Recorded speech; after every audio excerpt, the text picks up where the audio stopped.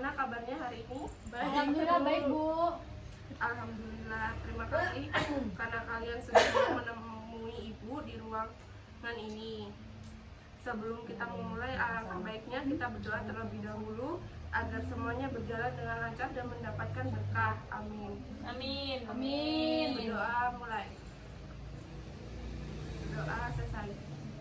Apakah kalian sebelumnya sudah pernah mengikuti kegiatan konseling?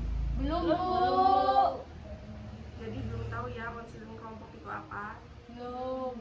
Ini kita akan melaksanakan konseling kelompok. Konseling kelompok adalah salah satu layanan bimbingan konseling di mana kalian nanti masing-masing mengungkapkan masalah yang kalian hadapi. Nanti kita sama-sama akan menentukan permasalahan mana yang paling penting dan urgent. Masalah lainnya bukan tidak mau dibahas, tetapi nanti akan kita bahas pada pertemuan selanjutnya. Bagaimana? Sampai sini paham? Paham, Bu. Ini tadi kalian datang ke sini dengan kemauan kalian sendiri kan? Iya, Bu. Ya, Bu. Nah, kalian juga harus terbuka ya dalam menceritakan apa yang kalian rasakan. Yang lain juga harus terbuka dalam memberikan pendapat atau idenya sehingga permasalahan yang akan kita bahas dapat diselesaikan dengan baik. Di sini juga kalian tidak perlu khawatir, permasalahan yang kalian ceritakan hanya Ibu dan kalian saja yang tahu. Iya, Bu. Sebelum kita mulai, alangkah baiknya kita berkenalan terlebih dahulu, dimulai dari Ibu dan seterusnya. Perkenalkan, nama Ibu Sinta Aprilia, bisa dipanggil Ibu Sinta. Selanjutnya, Kalau saya desain, cita-cita saya jadi artis.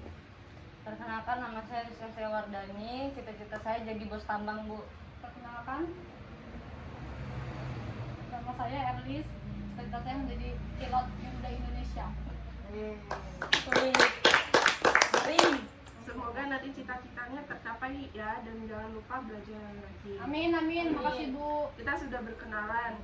Tadi ada Mesa, Nisa, Rizka, dan Erlis. Iya, Bu.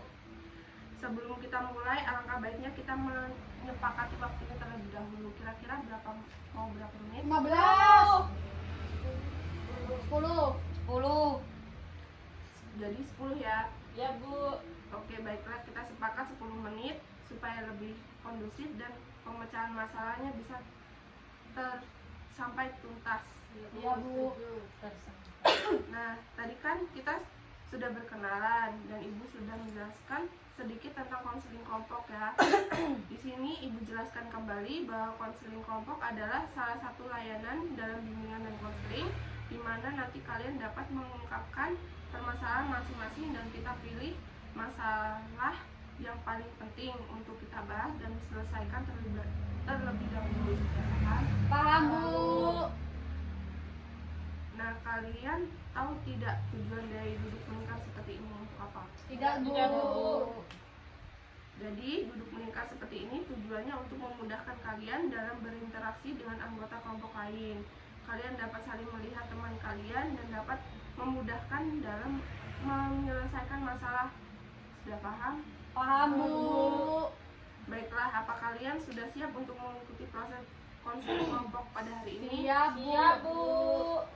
Kalau sudah siap, ayo kita mulai diskusi masing-masing dari kalau sudah siap, ayo kita mulai. Di sini masing-masing dari kalian dapat mengungkapkan permasalahannya. Ayo, siapa yang ingin? Saya ya, Bu. Masalah yang saya alami itu saya malas belajar. Kalau Nisa? Permasalahan saya sulit memahami pelajaran, Bu, karena sulit fokus belajar itu, Bu, karena pemikiran saya cuma pacaran. Jadi Nisa ini kurang untuk belajarnya. Iya. Terus Rizka? Kalau aku ini, Bu, sering terlambat masuk sekolah. Kalau saya itu kurang percaya diri dengan kemampuan saya miliki, Bu. Jadi di sini kalian sudah mengungkapkan masalahnya ya. Seperti Rizka tadi yang katanya sering terlambat. Ya, Bu. Nah, permasalahan siapa ini yang akan kita bahas terlebih dahulu. Bisa, Bu. Bisa, Bu. Bisa aja, Bu. Ya, Bu. Kalau begitu, sekarang Nisa dapat menceritakan permasalahannya. Jadi permasalahan saya itu sulit fokus belajar Bu kalau di sekolah, karena saya hanya berfokus pada pacaran doang Bu, karena saya hanya memikirkan kalau pulang sekolah kita pasti berpacaran.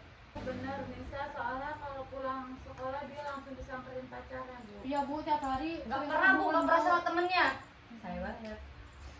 Jadi Nisa ini terus dia. sering banget malas belajar karena sering pacaran itu ya. Iya Bu. Iya bu. Terus aduh, anak muda jenis sekarang. Oh, jadi gitu ya. Terus emang Nisa ini sering banget gitu ketemu sama pacarnya. Iya Bu, setiap hari karena kan tetangga satu kelas, terus satu sekolah juga, jadi berangkat sama pulangnya itu bareng-bareng juga tetanggaan Bu. Ya, jadi ibu menangkap dari permasalahan Nisa ini kurang untuk fokus belajar karena sering pacaran.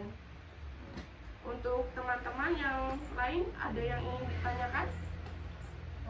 Kayak Bu, Ya, terus emangnya Nisa ini punya pacar, kan Nisa punya pacar nih, emang pacar itu nggak memberi semangat Nisa untuk lebih fokus lagi belajar atau gimana? Kan dia ngajarin pacaran. Oh, Dia jadi ngajakin- pacarnya pacarnya kan ngajakin dia Pacaran, bukan ngajakin belajar, ketemu Terus terus gitu. setiap hari. Jadi ini ya itu. Iya. Kalau misalnya ketemu gitu, kalau misalnya ketemu gitu, emang kalian nggak sering berantem gitu? Enggak. Ngapain Enggak, berantem? gitu. Oh nggak bosen toh? Kalau Enggak ketemu lah. terus, oh nggak bosen. Tapi putus anak ini. jadi intinya itu si Nisa kan kurang fokus karena diajak pacaran terus tuh. Iya. Yang lain ada yang mau ingin ditanyakan lagi? Cukup Bu. Ini bu, mau nanya gimana ya bu cara mengatasinya biar Nisa ini nggak sama pacarnya terus? Nisa bisa membagi waktu antara untuk pacaran dan untuk belajar. Jadi Nisa bisa memanage waktu itu. Nah, Nisa sebenarnya itu dampak karena sering berpacaran. Sebenarnya Nisa sadar nggak sih atas dampak dari sering pacaran itu? Sadar Bu. Nah, Nisa kan sebenarnya sudah sadar ya atas dampak dari pacaran terus. Nah, untuk teman-temannya yang lain ada yang mau memberikan pendapat atau solusi agar Nisa tidak berpacaran lagi? Gimana ya?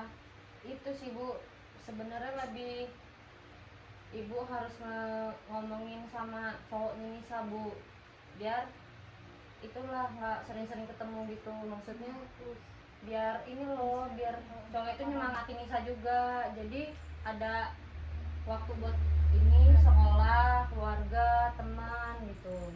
Terus yang lainnya? Cukup Bu, itu aja. Nah, intinya Nisa ini bisa memanage waktu antara belajar dan pacaran ya. Ya Bu. Nah, Nisa kapan mau melaksanakan semua langkah yang tadi? Cepatnya Bu. Siap ya Nisa? Siap Bu. Semoga apa yang yang akan dilakukan dapat berjalan dengan baik dan Amin. Dan malas belajar. malas belajar karena pacaran tadi. Karena kita sudah membahas masalah Nisa, coba sekarang Nisa simpulkan apa yang didapat dari konseling kelompok ini. Nah, jadi kesimpulannya itu saya harus bisa membagi waktu ya antara pacaran, belajar, terus ketemu sama keluarga, sama teman-teman gitu ya. Intinya bisa bagi waktu aja gitu ya Bu ya. Ya. Jadi siap ya Nisa? Ya, Bagaimana perasaan Nisa sekarang? sudah lega Bu. Alhamdulillah karena Nisa sudah merasa lega dan sudah dapat menentukan langkah pertama yang harus dilakukan. Karena waktunya sudah mau habis, di sini ibu punya lembar penilaian yang harus dilakukan. Isi ya dan dikumpulkan setelah pulang ini dengan cara di checklist. Baik Bu. Bu. Kita sudah kesimpulan dan Nisa juga sudah lega karena ibu ingin tahu kesan kalian di dalam mengikuti konseling kelompok seperti apa. Sangat baik bu, Baik Bu. seru sekali bu. Alhamdulillah saya lebih banyak ilmu dari ini Bu. Nah, ibu juga merasa senang bisa bertemu kalian dan membantu permasalahan Nisa tadi ya. Sebelum ibu tutup, kita kesepakatan waktu lagi ya. Kapan kita akan melakukan konseling kelompok lagi? Minggu depan. Oke, gimana yang lain setuju? Setuju, Bu. Permasalahan siapa yang akan kita bahas minggu depan? Saya Bu. Terus, Terus, Bu. Bu. Oke. Tapi kalau permasalahan Nisa belum selesai, kita bahas permasalahan Nisa dulu ya. Iya, Bu. Baiklah, terima kasih untuk kalian karena sudah mengikuti proses layanan konseling kelompok hari ini. Sebelum ibu tutup, alangkah baiknya kita berdoa terlebih dahulu. Berdoa mulai. Berdoa selesai. Ibu akhiri, wassalamualaikum warahmatullahi wabarakatuh. Waalaikumsalam.